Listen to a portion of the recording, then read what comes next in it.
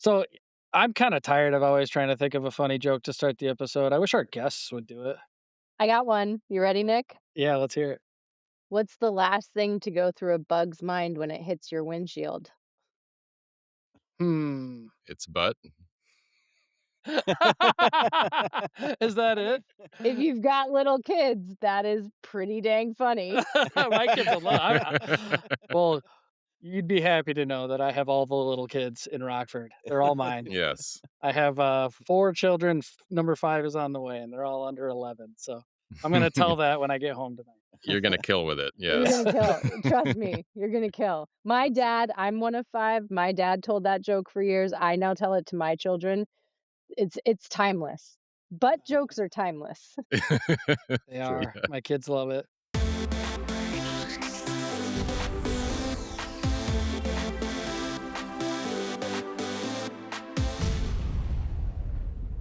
So, Paul and Mike, before we started recording, you know Brennan. I don't. This is my first introduction. It was that stellar joke. So let's introduce her.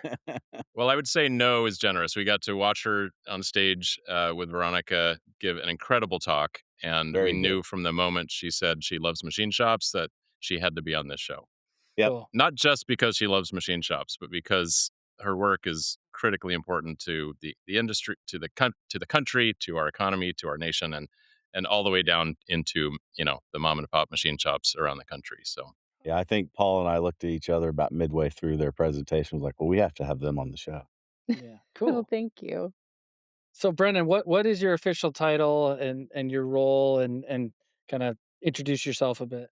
Yeah. So currently, I'm the founder and CEO of Vantive, which is a predictive modeling tool for supply chains. So we're trying to solve the hardest problem, which is you don't know what the next disruption is going to be. And most importantly, you don't know what impact it's going to have on your goals, whether that's readiness or production, revenue, et cetera. So we're taking it to the next level. Everybody's been doing a lot of great work in the illumination and risk identification space. We're taking that and leveling it up to say, okay, what should I pay attention to next? What's the probability of this terrible, horrible, no good, very bad thing happening? And what impact does it have to me, my suppliers? And do I have the ability to actually do anything about it today or tomorrow? So we give predictions and then courses of action to demonstrate what you can potentially do proactively to mitigate the risk. Or you have no alternative. And you're just, if crap hits the proverbial fan in a certain part of the world, you are just now at least you have more awareness of how bad the potential consequences could be. And I to be honest, I think there is a comfort in knowing that you don't have an option, so it's not as if you could have done something differently. Mm-hmm. Sure. Just knowing that that is something that you can't control, so you put your time and energy and your resources into something that you can potentially mitigate proactively. Control what you can control. So when's Yeah. the next COVID? Dear God. Hopefully not in my lifetime. So, Brendan, I'd love for you to give a little more of the background, because what enthralled me, and I think Mike, when you were talking, was like, you've advised presidents on what happens when this thing happens globally, and how does that impact our supply chain. And the listeners of this show are the machine shops that make up the defense industrial base and the general industrial base. So, why don't you share a little bit of your background, and then we'll dig in even further. Yeah. So and actually I listened to a couple episodes and I'm gonna tie my background into one of your sponsors. So I was prior to founding Vantive. So Vantive's an 18-month-old company. We're teeny tiny toddler age diaper not potty trained company. And there's me plus 3 other employees at this point. Prior to that, I spent almost a decade starting during the Obama administration through Trump and into Biden as a civil servant. So I was not a political appointee. Everyone above me was a political appointee, and I was the director of supply chain resilience and industry outreach in the Office of Industrial Base Policy within the Wow. Office of the Secretary of Defense. That's a long title. That's a long business card, I bet. It was. My Should make it an acronyms acronym. no, if you do, it's like 2/3 of the alphabet in acronyms.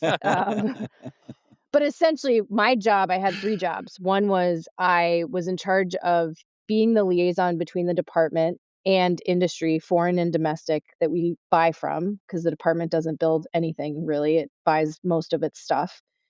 To be the advocate from the department to industry on what we were concerned about as it relates to the industrial base, and then also to hear from industry and be the advocate back into the department, into the Pentagon to say, here's what industry is struggling with. Here's how we're making it harder for them to have a resilient shipbuilding industrial base because we don't buy aircraft carriers on a consistent basis or missiles. And then I was also in charge of all the industrial base negotiations and coordination with our allies and partners from a government to government perspective. So that's everything from, do we have alternative sources of critical and strategic materials from the Australians so we can start to, move our reliance on China away from China and to a potentially allied source, and how does that work? And then the third job was when President Trump, in his first year of his first term, he signed an executive order to do an assessment of the defense industrial base, and that was 2016, and the last time we had done that holistically as a nation was in 1937. Wow. Oh my Um, gosh. so, Wow. like, Crazy. I don't think any of you were alive then. No, I'm just I think Mike maybe was, but I wasn't. no. But if you just think about, I mean, so we did that in 2016 and 2017, and then I led the effort again under President Biden 5 years later to do an assessment post-COVID of how we were doing in the industrial base and what had COVID done to impact the defense industrial base and also the commercial industrial base on which we rely. Sure. Um, and so all of that is feeding into building this technology I wish I had had. And then prior to that, I've spent most of my career in supply chain and all of it in risk management. Started out in financial risk management, moved into supply chain risk management. And like I said in Fort Lauderdale when we were at the conference together, like I like building software. It's fun, but I am never more happier than when I'm on a shop floor, or I got to walk around the USS Kennedy when it was like halfway done. And Mm. I was just like, I left and I was like, it should have been a welder. I mean, this was so you guys, the work that you do with the machine shops is just, it's awesome. And it's so great to hear all the enthusiasm that a lot of these younger people have around leveraging that technology to make stuff. Mm. Yeah. So can I just get you to say hashtag thank a machinist? Thank a machinist. Oh, so There you go. I meant to go back to, so Jason Ray, Paperless Parts. Yeah. Yep. I knew Jason. So Jason and I crossed Oh, paths years sure. ago when he was working for the Navy. And it was I had started to work with him right before I came into the department as a civil servant, and then we continued to work together on, could you put 3D printing machines on aircraft carriers? And we were doing work on, Mhm. okay, so he's looking at from the tech data packages, what do you need if you have obsolete parts? Like all this stuff is flat files. How would you actually digitize it? What type of machining? What type of metal are we working with? What's the biggest bang for the buck? And I'm working on, okay, if you put a 3D printing machine next to an engine room, what's the tolerance? What's the heat tolerance? What humidity levels are we looking at? Vibrations, how Yeah, does that impact vibration. the printing package? So when I was listening to one of your episodes and you were talking to him, I was like, "Oh my god, small world." Isn't that wild? Yeah, he's a It's super cool. guy. We really And that like Yeah, him. he is. Jason's told I it was, gosh, I don't know, a year or 2 ago, he's told his his side of your story, about that journey. It all seems very fascinating. I bet you could write a heck of a book too on some of the Mhm. conversations you've been involved in. I could, Mike, and But I you will can't. not. Well, and so also, like, I will say I sort of left out one part. So that was most of my job. In 2020, when COVID started, I was asked to move onto the COVID task force, and I led the Joint Acquisition Task Force, which was a subset of the COVID response within the Department of Defense, now War.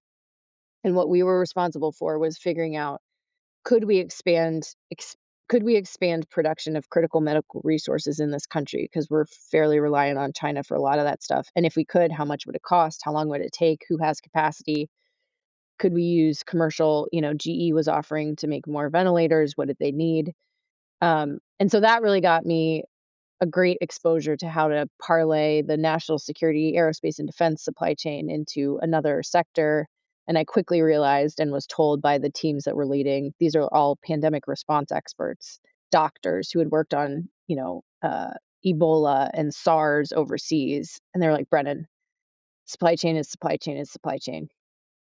Data is a little bit Yeah. different, but the problem set is very similar. And like the issues that we're dealing with being able to not tell where our major vulnerabilities are, that remains the same. That would be another chapter in my book that I'm not Right. ever going to That write. you're ever never gonna write. Yeah.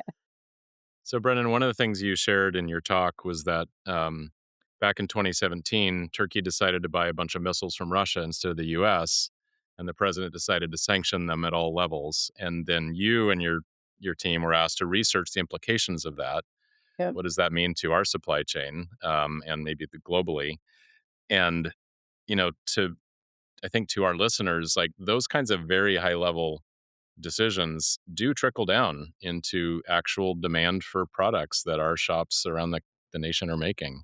Um, and that was a very real, very tangible example of how that policy trickles down to shops all around the country. So I don't know. I'd love for you to share just maybe a little bit more, maybe not about that specific example, but just and one of when you were tasked to go do that, you realize that the knowledge of what our capacity is on pieces of paper and in people's heads all around the country, and it's not digital, and there's not an easy way to see what the capacity is and how we can expand it.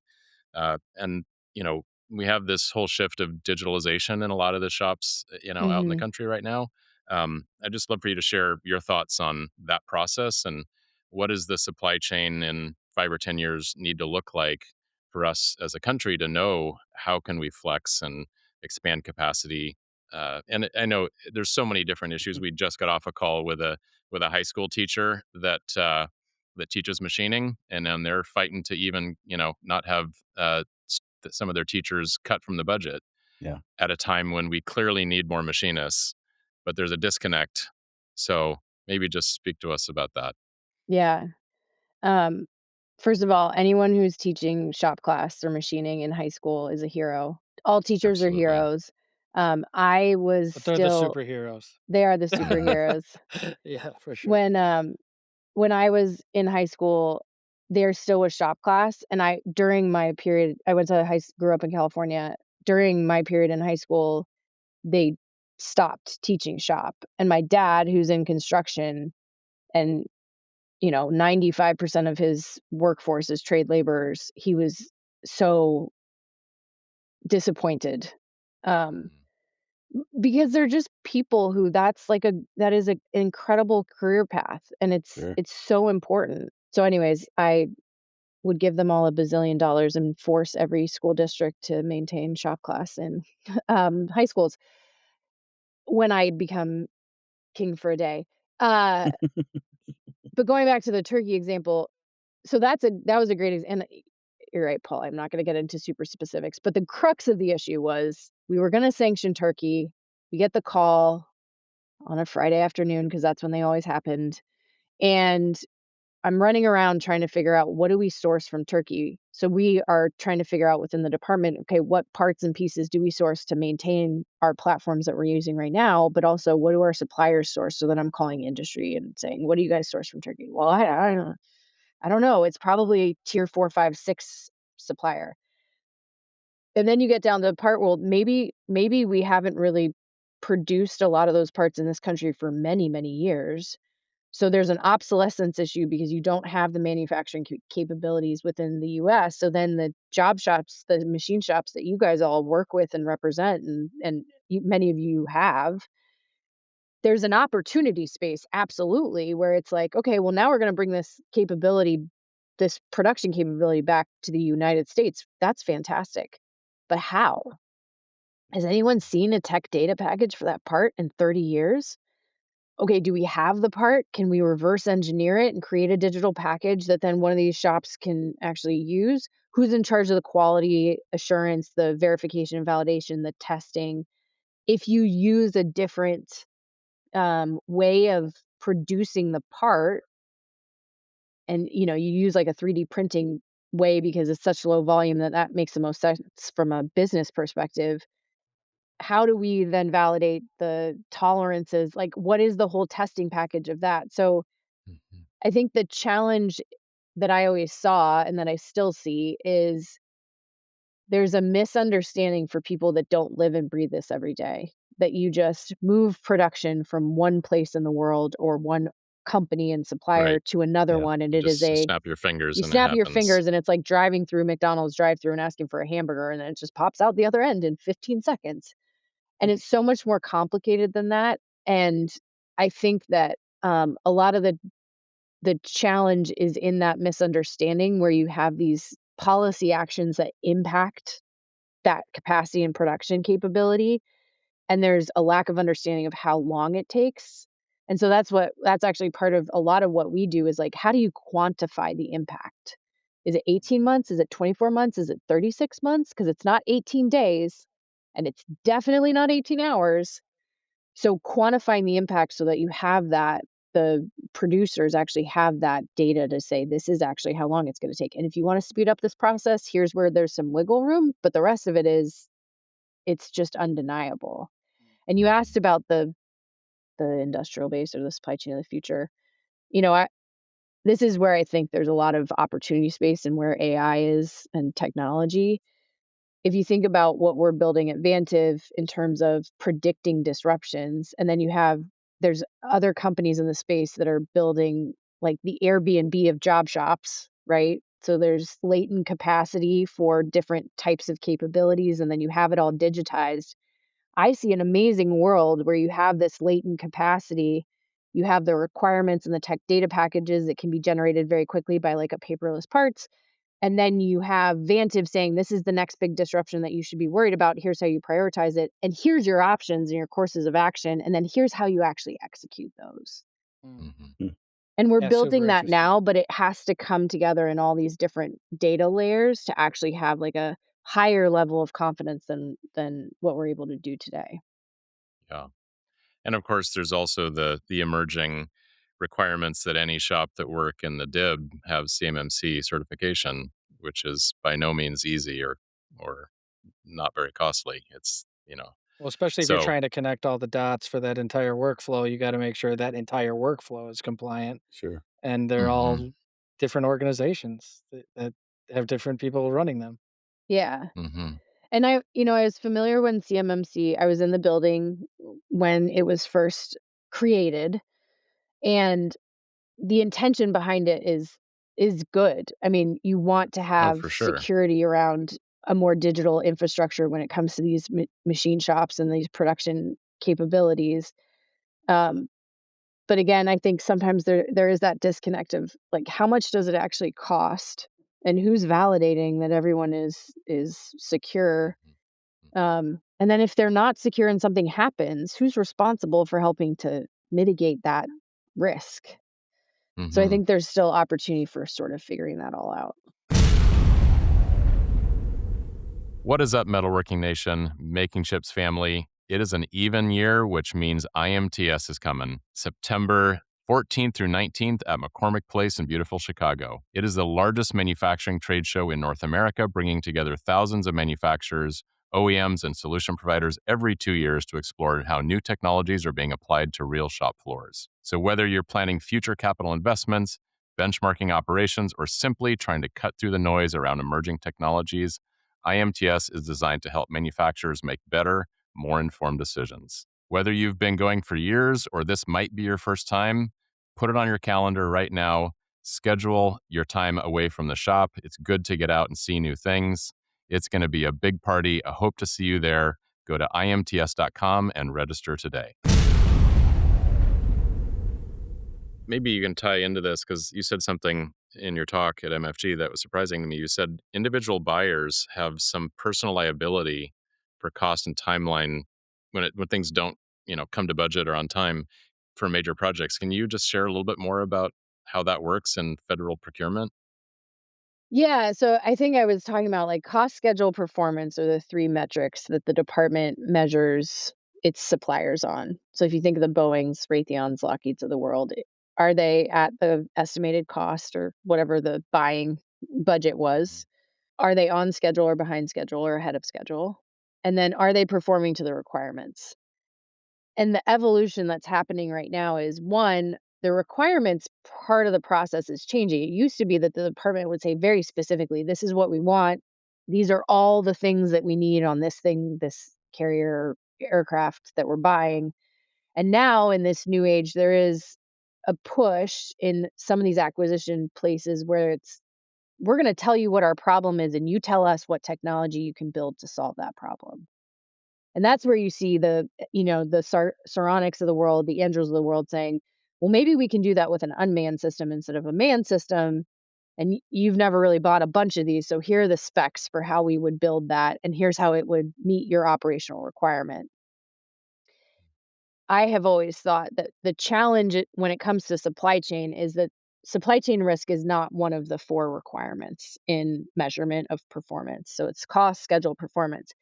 If you add risk into it, and there is a contractual obligation for the prime to validate what level of risk they believe they have in the lower tiers of the supply chain. And then there is a way for them to demonstrate to the department and or work with the department to say, when they have a supplier that they believe is at risk, whether it's financial risk or all of a sudden they've gone from dual sourcing to sole sourcing and it's a critical component that they need to surge capacity, then they can go to the department and say, hey, we have this issue with this supplier. We believe they're at risk. And also, we believe that they supply to other primes that you buy from. Let's work together to figure out how to mitigate that. And Mhm. until that risk piece of it is part of the contractual obligation between the two parties, which are the prime and the department, I see that there's just a challenge in how you enforce who is in charge of helping build resilience into the industrial base. My brain's just turning. I'm curious, do you have any insight into, so if we narrow down to, like, machine shops, Mhm. do you have any insight into how many machine shops are serving the defense industrial base today? You I don't mean, know? e estimates of the total number of companies from the primes all the way down to the machine shops and, like, the raw material producers is somewhere between 200 and 300,000 companies. Wow. And we've always said the number, I've just heard it a few different times, is around 30,000 machine shops. You guys have probably heard that too, right, Mike, Paul? Yeah, Mhm. that's Yeah, Something like that yeah, 30,000 machine shops, like contract right. manufacturers. So, yeah, I wonder what percentage of those, to Mike's point. Yeah. That's what I'm curious. Like, Brennan, in my example, I mean, I'm not part of the defense industrial base. I am right now, You are a little bit. a little bit, um, and, have been in the past, haven't been in the past, haven't and barely are currently, but, I have to look at it. I mean, I have some opportunity, right? And as you said, there's a lot of opportunity going forward, but I have to look at it, as a business decision. Do I want to take all these steps? Do I want to go through CMMC? Do I, there's so many things. And, and when you talk about, like, working with the primes, like, I mean, a huge frustration there is, you can go look at their SEC filings and see they have $50 billion in the bank, but they're going to pay me in 120 days. Right. Um, but and then they're also gonna margin squeeze me on how much I can charge. If you let me charge you for the fact that you're gonna pay me in 120 days, great, that's fine, but you're not gonna let me do that, right? So there's all these hurdles and hurdles and hurdles, and again, we have opportunities to grow in that area that we're actively working on and discussing with primes and, tier 2s maybe where we'd be a 3 or something like that. Um, and I see headlines that seem encouraging, right? I mean, I see, the SBA just came out with, some I don't know if looser restrictions is the right word, but some incentives around some SBA loans to help manufacturers that are, participating in this space. Mhm.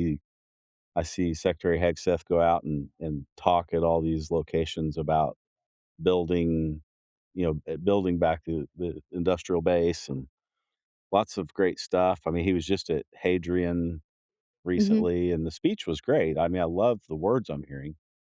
Um, but then when it comes to, the practical application of that in my shop, right? And I've got plenty of capacity to probably make a little bit of an impact. Um,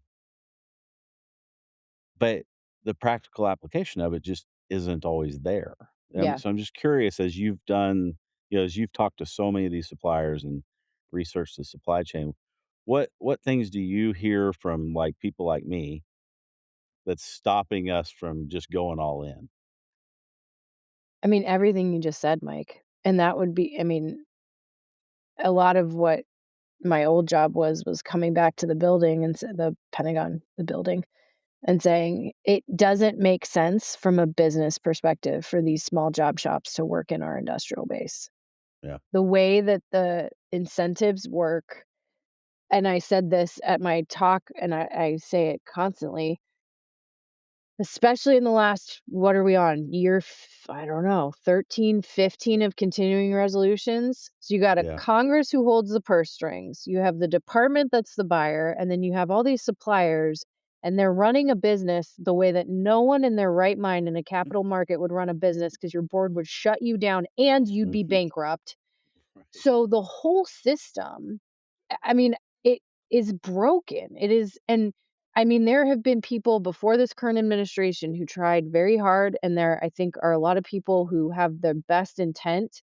But until you understand all of the different levers that have to get pulled, and the fact that you have to get all the cherries across 15 different lines, not just three, in order to hit the jackpot on this, yeah, there's just misaligned incentives and perspectives on how this actually all works. And so, you got the primes who are, you know, not doing they're doing well in some years, they're doing not as well, but at the end of the day, now we say there's like 6 or 7 primes who hold all the power. mhm, And like I just said, there's between 200 and 300,000 companies supplying to the industrial base for yeah, national security. So 6, I'm not good at math, but 6 seems a lot less than 300 and whatever, 294,000 companies, right? Mhm, right, mhm. And the middle gets squeezed, and then they squeeze further down, and so a lot of what I did, and that's also what we're working on now, is, like, creating the tech to demonstrate that. If you have a job shop like yours that's got capacity, and you guys can be a supplier to multiple different verticals for different platforms that all go up to the primes, it behooves the entire environment for Mike Payne's job shop to be up and running and playing in Mhm. this space. sure, But I think that what has been missing is the economics of it, and how detrimental it is to you as a business to play in that space because it costs so much to do all the compliance things that we talked about. And then also, you don't know necessarily if you're gonna get consistent demand. Like, if you're in right, the supply chain for missiles, you may have 100% capacity requirement this year, and you may have 2% capacity requirement next right, year. And then it right, might go to 250%. Or even better or worse, depending on your perspective, you're in a situation right now where you're being asked to produce 250% of what was originally planned for the year because we're in an active conflict, and you can't because, like I said earlier, snapping fingers doesn't work in supply chain. right, And then you get penalized because right, you've had inconsistent high volume demand that's come down the pipe, and you're like, I there's no there is literally nothing you can do to change the way you build the part. right. And so I think that that is I obviously am voicing my frustration, but there's just a complete lack of understanding of the complexity of the problem. So, I mean, with all your exposure to all these issues, I'd be thrilled to hear, like, what are some of the key things that you think we should be doing, and what are some of the things that are being that you've heard the discussions behind that maybe are happening or should be happening? And Mike, when you say we, do you mean we the job shops or we the country? When you We say the what we should country. be doing, Yeah, we the we the country. country. Got it. We the kind okay. Or the 4 of us. We the We No, I'm the just people. kidding. yeah, we the people. We the people.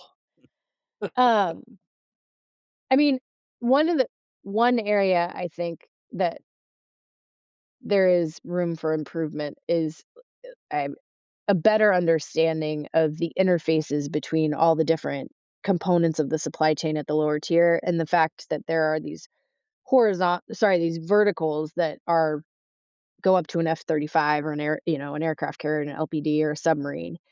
But horizontally at those lower tiers, you get to tier 3 even of any of those verticals, and you have shared suppliers. And we know that now, there's a lot of data now that we have, Sure. but understanding how that sharing of, suppliers and capacity and the constraints there, if you can identify that and then demonstrate where there's latent capacity that's just outside the traditional defense industrial base and figure out how to incentivize those commercial industrial based companies to come in, maybe you do something where it's like you get a temporary CMMC.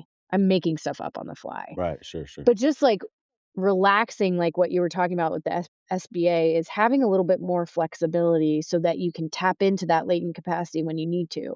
And this is kind of what people talk about when they harken back to the arsenal of democracy, and we're going to do exactly what we needed to do based on what we did in World War II. Right. Having done the assessment during the 21st century of what we did in World War II, I can firmly say with 110% confidence, we make things differently now. The global economy is different. The internet Right. exists. There's a lot of software in our stuff. Um, so, but I think there's opportunity for a little bit more flexibility and like just better understanding the incentive structure and the way it works right now with Congress, the department, primes, and then everybody else. The system is broken. It's been broken for a really long time. It's been like really broken for the last 15 years. And there's got to be a come to Jesus moment where that whole structure has to be changed in my mind. It's going to Paul, be hard and it's going to be really painful.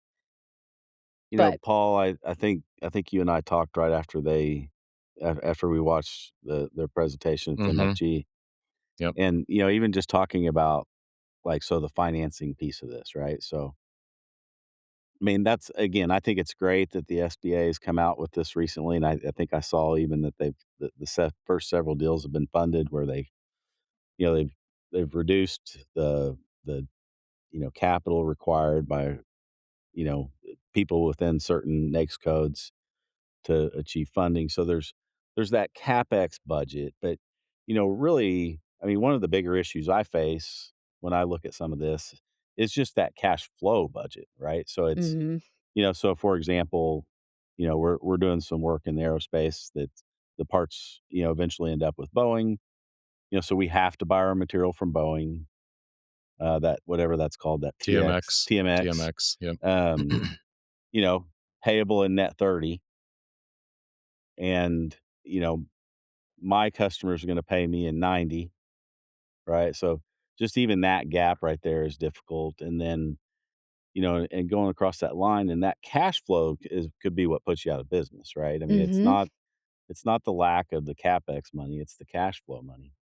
So, and Paul, I think you had said, oh, I wonder why can't there just be a hey, if you're dealing with, small businesses, right? I mean, we have plenty of programs out there for small businesses, under 50 million, under 500 employees, whatever the current classification is. Take your six primes and say, hey, if you're dealing with small businesses in the supply chain, you have to pay them in net 30. Mhm. They've got the cash. I mean, you can Yeah, go look Yeah, at it for on their sure they do. balance sheet. Yeah, Brennan, yeah. what you were describing is kind of like this like node which matches the open capacity with the demand. It finds out, okay, Mike's shop has this and we need this, and it's almost like these job boards, like a Yeah, Xometry type thing. But like Mike, Mhm. you would never take that job right. because the terms. So even if Right. you knew how to make the match, like no one would want the job anyway. Yeah, I don't wanna put $100,000 worth of material out and labor to deliver the parts in 6 weeks, 8 weeks, 12 weeks, whatever it might be, and then not get paid for 3, 4 months after that, right? I'm out all that, material, the labor, all my overhead for 6 months. Yeah, and you're maybe making 10 to 20% margin on that. Right. Right. Like, that's a lot of risk for Yeah. not that much Ton of risk. reward. So back You'll to eventually controlling what get you paid. yeah. That Go is ahead. the nice thing. I mean, this isn't, this isn't an issue of, "Oh, am I even gonna get paid?" You will. You absolutely will. I mean, Mhm. that's the nice thing of that customer base. You will, but, like, I mean, as a small business, like, you can't there is Cash is just king. no way for you to make it work financially Right. for it to make sense for you to take on that level of risk. Yeah, I've done the math on a few of my opportunities, and this wouldn't be universal, but, like, to Paul's point, taking that risk for that margin, that return. I've done the math a few times, and the $200,000 I'm gonna have to put up front to get that project with material and labor, and then wait 5, 6 months before I'm gonna see it back.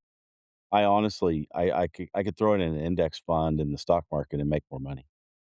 It's it like, why wouldn't Mhm. I? Right. Mhm. A lot less risk. Yeah.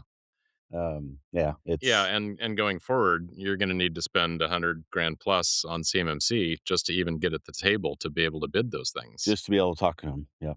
Yeah. So And it controlling what goes we can control, we can't control that as the small job shops. No, Like we can't really change that at all. And then you compare it to like our political opponents across the world, and it seems like they don't have as many layers of legislation where it takes forever to make any change. So like they may be able to, if there was a big conflict, move quicker and create change faster than Americans. Would you agree with that, or not so much?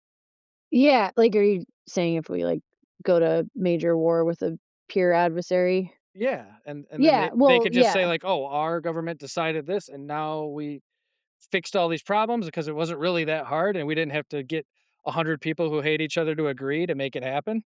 Well, I So wouldn't I like, yes, and even before you start that calculation, they essentially control everything. So they tell what to build, they fund the R&D to do the building, they fund the humans to as the workforce. It's a completely different economy. mhm, And so because it's a different economic approach, it's very hard to do an apples to apples comparison because sure, it's just fundamentally different. And there is such control, central control mhm, that it's very challenging. And I think, to Mike's point about like the hardest part, not the hardest part, I think probably top 3 hardest might be the hardest is the workforce piece of it. Cuz let's say yeah, Mike you were to take one of those jobs and let's say you've got to hire 1 or 2 more machinists, then you train them, they do the job, then do they have another job? Are you letting them right, go? Where are they going? And that's where I think, there's such an opportunity to grow the workforce in this space if, again, the metrics and the economics work more for the small and medium-sized businesses so that it looks like a viable long-term career path. Instead of what I think happens a lot in the ecosystem right now, and you guys tell me if this is right or wrong, if you're in that space and there isn't consistent work, you're constantly moving from shop to shop, and you guys as shop owners are having to retrain people, which we all know it is much more expensive and timely to train a new employee than it is to retain one, even if they're not fully utilized. sure. And that is, I think, driving a lot of the risk in the workforce piece of it. it's not a And leveled workload. I mean, No, no. there's certain spikes, and then you need people, and then when you're in the valley, you never wanna let your people go because 'cause they're so hard to find and so hard to get back.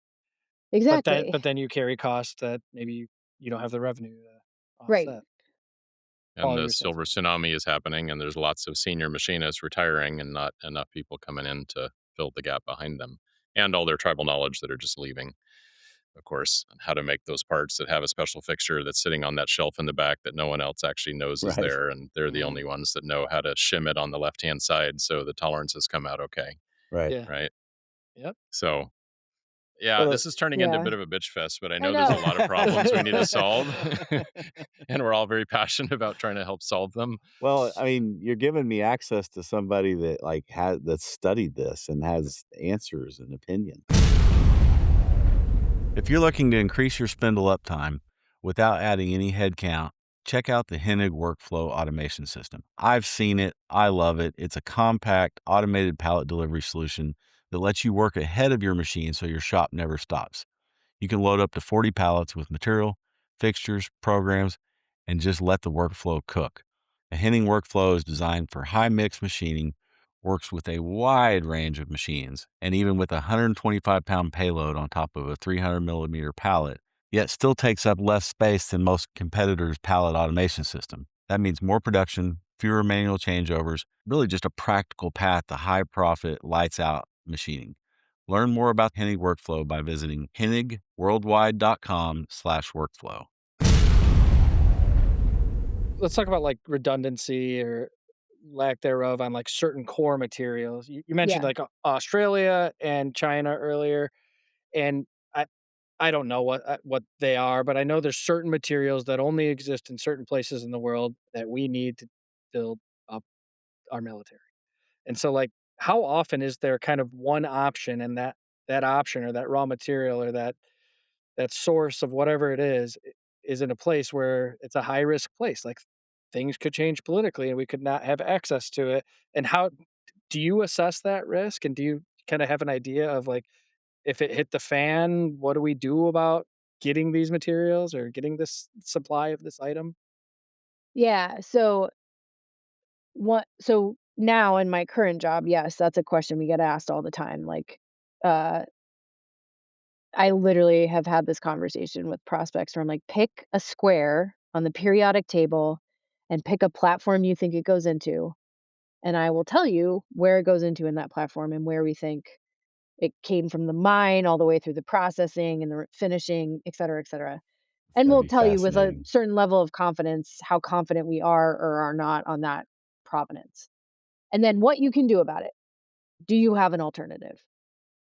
And that has turned around a lot. I was in the Office of Industrial Policy a couple weeks ago talking with the new Assistant Secretary, Mike Codnazi, and he was referencing back to when I was there, one of my old bosses spent, 10 to 20% of his time, and now he's spending like 50% of his time on strategic and critical materials because of current geopolitical environment.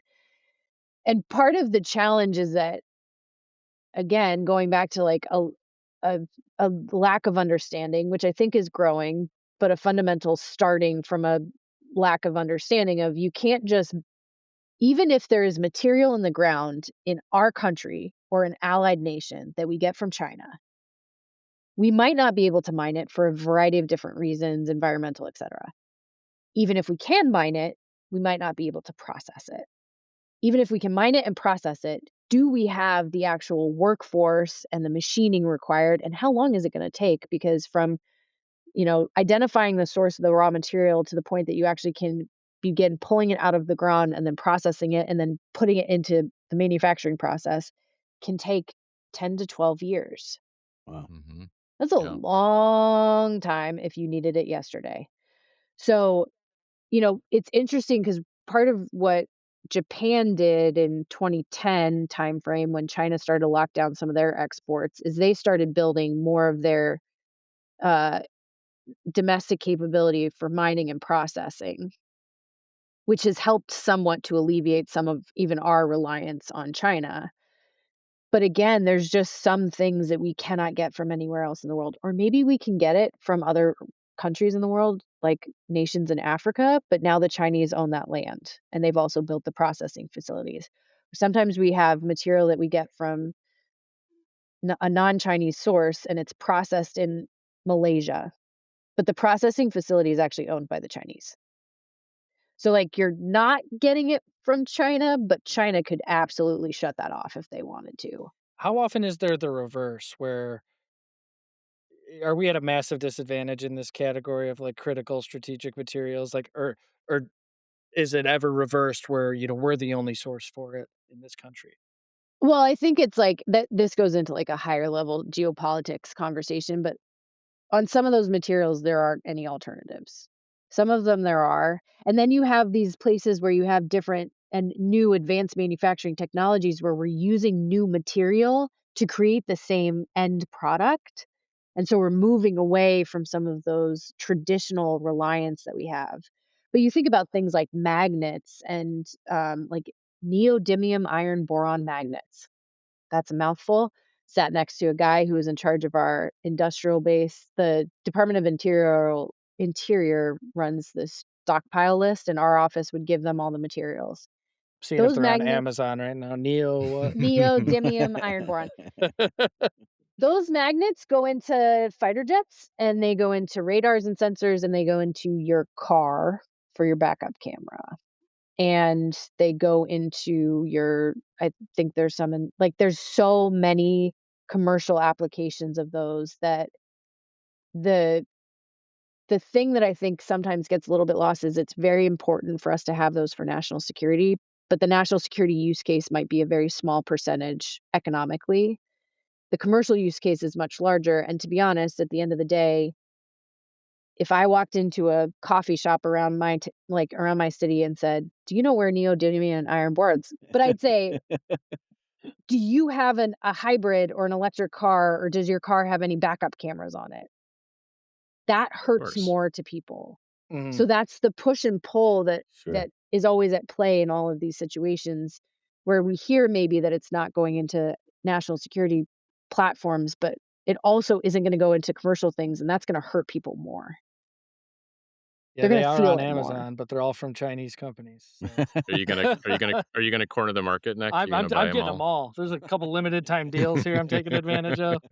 And then you're gonna parlay them onto eBay and, like, Oh, mark up the yeah. price by Yeah, I already 200%. got a But I think that neonick.com. Get your Demian magnets for me.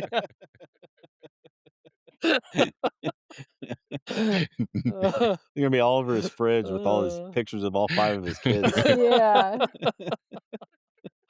yeah, But, yeah, I think it's Uh, just, like, there's just a lot of complexity in the system that yeah. the more we understand it, the more it's like anything when you're dealing with a really complex problem. Knowledge mhm, is an understanding and a healthy respect of the complexity of the problem, I think is will get us a little bit further. mm. Mhm. So go ahead, Paul. Yeah. So, uh, I brought up the CMMC thing, and I would love to stick on it for a second longer. And I'll tie a conversation I had yesterday. So I talked to a gentleman who was in the literally final couple days of buying a machine shop, and he's not a machine shop guy, but he's tangential to it, and he found this opportunity. He's excited, um, and he thought through most of the due diligence that CMMC didn't apply to them because their sales guy said, "Oh yeah, we don't have any CUI in our business, but they do like 50% parts for the Navy." And so all of a sudden he's terrified of what he's getting into and buying this shop that is not far enough along on CMMC. And the deadline is November. And from the numbers I'm seeing, maybe 1,000 companies are CMMC level 2 certified, and we need like 120,000 of them to be. And they've said there will be no exceptions. Exceptions don't come on a shop by shop level. They come at like a program level, and there's only like half a dozen people in the government that could give an exception, and they're not going to do that. Mhm. So what happens in November when maybe there's 2,000 by then, but that's still only 2% of the DIB? What happens when all of a sudden they say, well, all these shops can no longer bid on or do these parts anymore that have these NIST and DFARS clauses? Something's got to give. There's no way that 98% of the base is going to be like, all right, well, sorry, we can't make your parts anymore. Yeah. What do you I think? I don't know. Um, it's it's reminiscent of when we had the Section 889 requirements where no one could have any hardware from certain Chinese companies, and immediately the department started to give waivers because there was literally no alternative. Like, Hmm. Um, and that takes a lot of time, it costs money. If you're a job shop that's waiting on a waiver, you can't take a job. So then it gets back to the whole conversation we were saying, Mike and I were talking about in terms of like, you aren't getting paid. You've already like had to commit to this build. Where do you fit, like, how do you fit that into your overall business plan? I honestly don't know because I agree it's very challenging. And I think that there are a lot of those shops that are right now struggling to make the math work. Mhm. They're like, "I Yeah. have to spend $100,000 to get this CMMC level 2 certification, and I have to spend this." The other thing is the time. Yeah. You've gotta dedicate at least one person from your shop full-time for some period of time to do that. Well, if you've got a three-person shop and everyone is building parts, Mhm. how do you do that? And then I mean, I I think mean, it's these are the gotten things the better. government should subsidize for shops who need it. I mean, what was that, episode with Jacob Horn that we did? Yeah. Epi Mhm. 453, and the number was staggering, Paul, of, like, how many shops are actually truly compliant versus how many need to be. It's a tiny, tiny And fraction. it's Yeah. like, yeah, that's the stuff where if the government wants to help build their industrial base, they should provide that resource to that full-time employee instead of putting that burden on the shop owner that's already running a business in the hardest sector.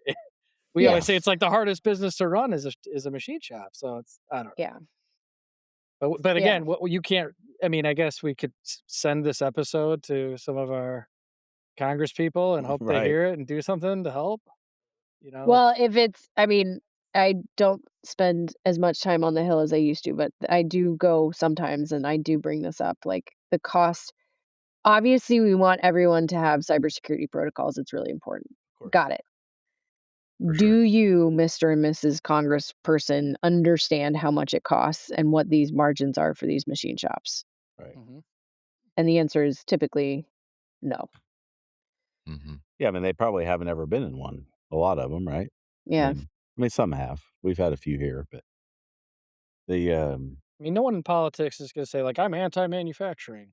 no. You know, so, like, it's they all wanna be pro-manufacturing, and it's like, well, do they know how to help? It's like, I wish they could hear this because that's a very easy way to help. Create a program that helps people achieve compliance on the dollar of the country who needs it, not their small business budget.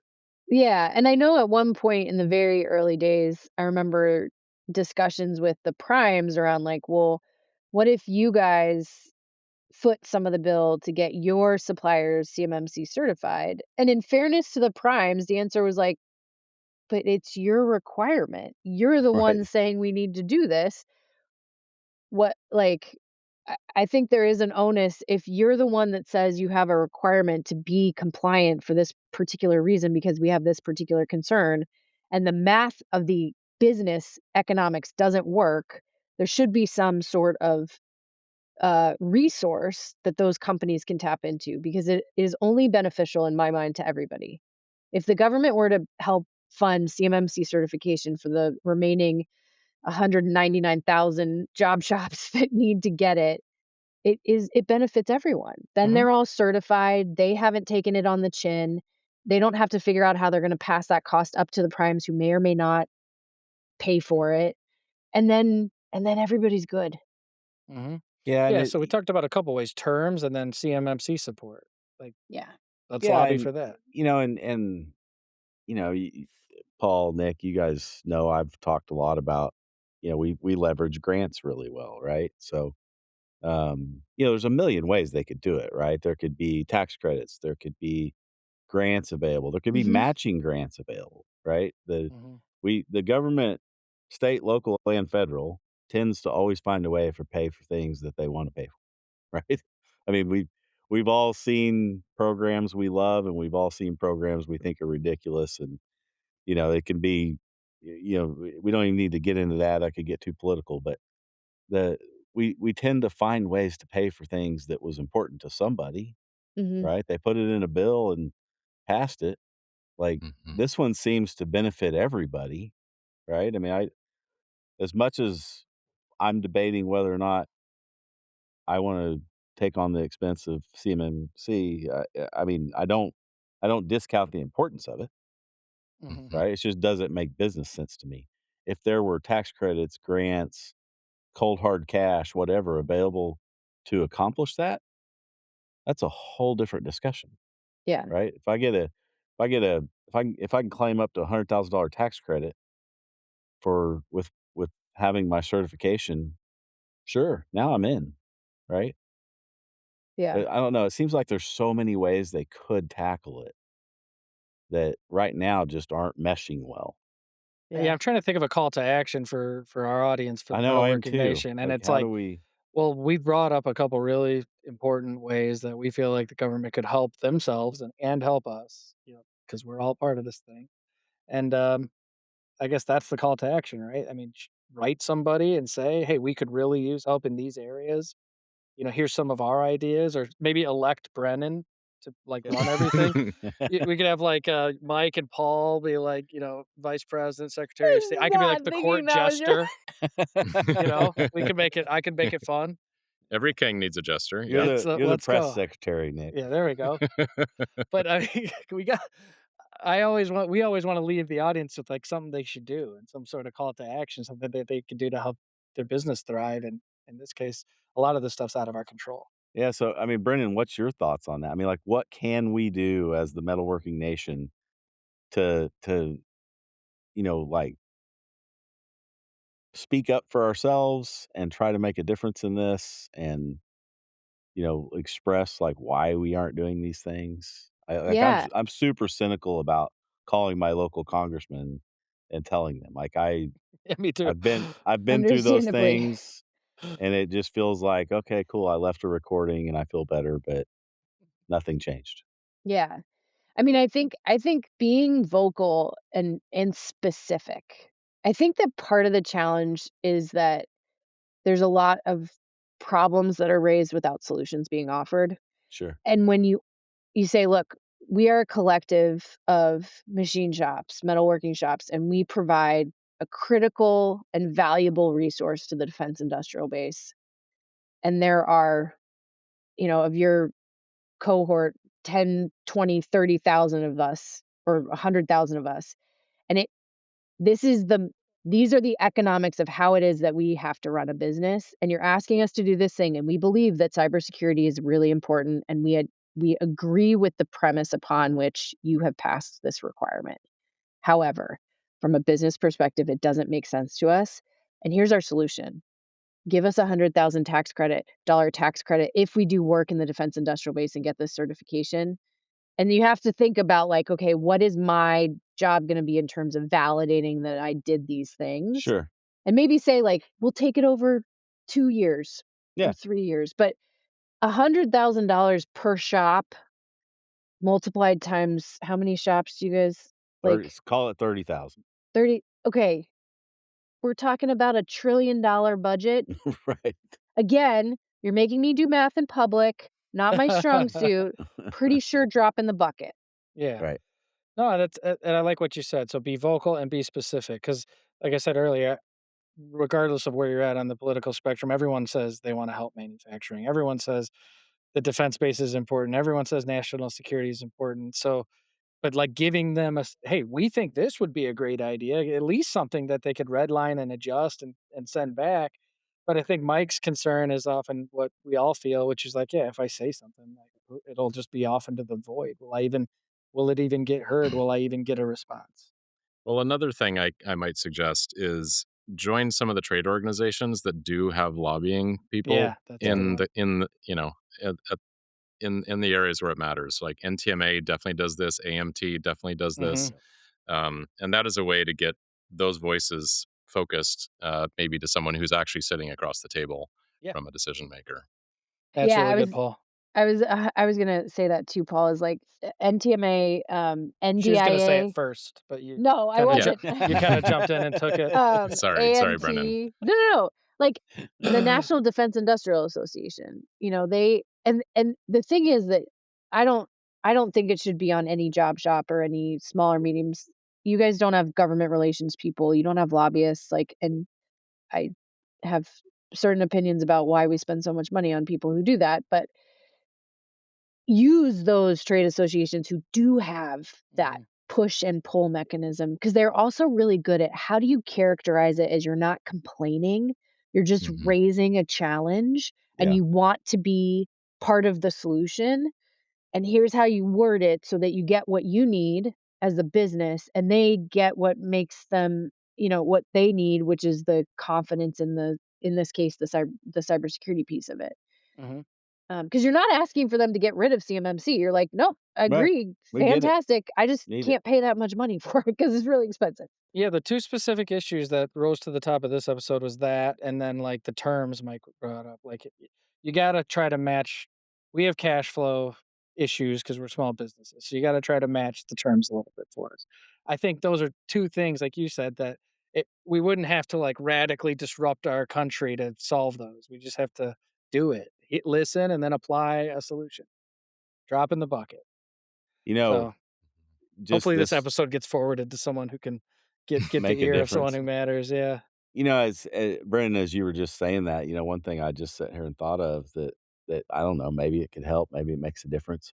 Um, so I sit on the board of the Oklahoma Manufacturing Alliance, which is our MEP in Oklahoma, the Mhm. Manufacturing Extension Partnership, and they get federal funding to go help manufacturing. And I think one of the things I'm going to take away from this is like in our next board meeting, which I think is here in like 2 weeks. I mean, maybe the MEPs could, they do all sorts of grants with those dollars. Um, Yeah. maybe Oklahoma and some other state could take a portion of those federal grant dollars or the federal dollars they get that then they send out as grants Well, there have towards been there some of have been this. CMMC grants for Have there? sure. I Yep, haven't seen yep, those, but yep. yeah, Um, but to your point, even just last year, the whole MEP network was under fire it and almost got possibly Right. cut. demolished. So, which is again this misalignment of what the priorities people say is happening, and then the reality of Right. what's happening in the trenches. And, like, if Mike doesn't know about a grant, then the average shop owner doesn't either. Right. So, For like, sure. it's one thing to have the thing and then have nobody know about it is Yeah. I Oh follow yeah, I for follow sure. those pretty close. So, Yeah. Yeah, I used to work with the MEPs on workforce development on manufacturing stuff, and when yeah. I saw they might be coming under fire, I was like, "Oh god, not the MEPs." Oh, yeah, I mean, they're critical. I mean, and I know they vary from state to state, but our Oklahoma one's fabulous. I mean, Yeah, and it's like any multifaceted organization, it's as effective really as the people running it, but they sure. if every to you Nick, to your point, like, for better or worse, working in supply chain and industrial base, it has had very vocal bipartisan support forever and hopefully continues to. It's not all about the primes and it's not all about the defense industrial base. There's all this complexity that has to be understood in order to really try and tackle the issues. So that's a lot Mhm. of what I do. That's, why I Well, like and my job. In manufacturing, growth isn't accidental, it's engineered. But a lot of suppliers are still building their pipeline on outdated lists, inconsistent follow up, and hope based marketing, hoping their website will somehow bring in leads. Gabe Draper, the founder of Factor, knows that struggle. Years ago, he ran a shop that went bankrupt, not because of quality, but because he didn't have a steady way to generate new opportunities. That experience is what led him to build Factor. Factor helps suppliers create consistent sales opportunities by combining targeted outreach with marketing that puts you in front of the right buyers. Their team finds the right companies, starts real conversations, and sets qualified meetings. So if your pipeline swings with referrals or seasonality, Factor brings a system that puts you back in control. And for listeners of this show, Factor is offering a free custom report that highlights the best opportunities in your industry, plus a list of real companies that match what you do. Request yours at factormfg.com/chips. That's facturmfg.com/chips. yeah, and Brennan, so as we wrap up here, maybe expand a little bit more on. I mean, you talked about your company, you talked about kind of what you're touching on, but maybe give us just a couple more minutes of like specifically how your company is trying to solve this problem. Yeah. Yeah. So we are predictive modeling for supply chain disruption. So all the examples that we talk about today, you have, you know, a prime or a mid-tier or a small job shop that is worried about the impact of access to a particular type of material that they use, and they get it in a refined, you know, version, but they know that it comes from somewhere else, and they don't know if they have an alternative source to where it's mined, where it's processed, and they want to know if they have optionality. And if they do have optionality, how much is it going to cost them? What's the impact to the lead time? What's their impact to production targets? And so we calculate all of that. Okay. So I mean, we're trying to build the crystal ball for supply chain, which everyone agrees is the hardest problem, and I fundamentally agree it's the hardest problem. It's probably why I'm drawn to it. Um, Big fan of dumpster fires. Uh, like that You is the should come one work for thing me. in my career. Like people will ask, you have kind of like a varied career. You started out in finance and private sector, and then government, and now startup. And I was like, yeah, I'm always the person that, like, if it's terrible, horrible, no good, very bad things are happening, they're like, "Brennan, can you come help us?" I'm like, "Sure." Um, but it's trying to help you see a little bit more into the future so that you can understand if you have optionality and what it means and what it costs. And that's what we're building. Yeah, It's really interesting. that's amazing.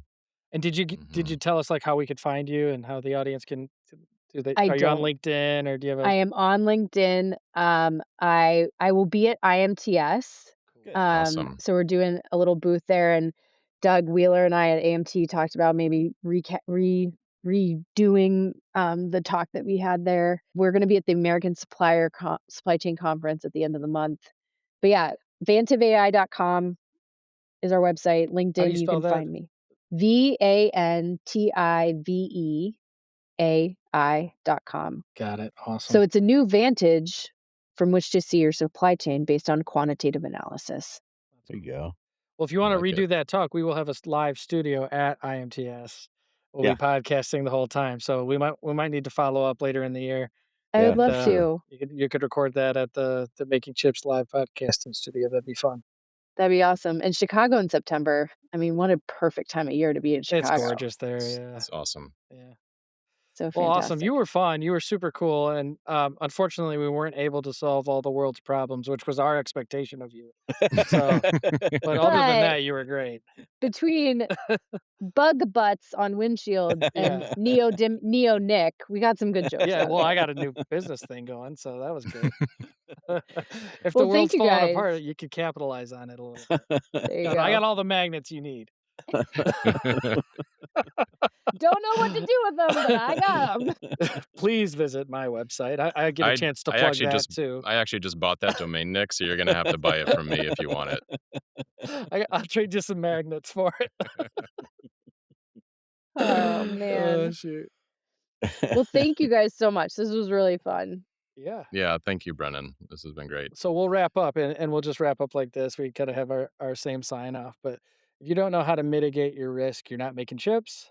And if you're not making chips, You're not making money. Bam. bam.